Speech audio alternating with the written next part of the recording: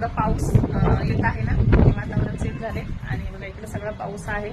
Reels माझ्या बनवून झाल्यात, आता रेडी होईल झाले होते सकाळी सकाळी आज, कारण खूप दिवसात रील्स बनवल्या नव्हत्या. आणि ही साडी वेअर केली होती आज.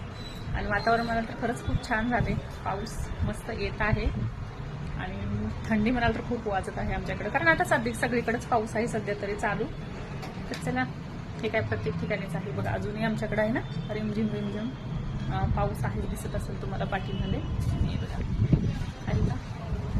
आईच हे बारिश. इथं माझे झाडं वगैरे सगळे ओले झालेले आहेत.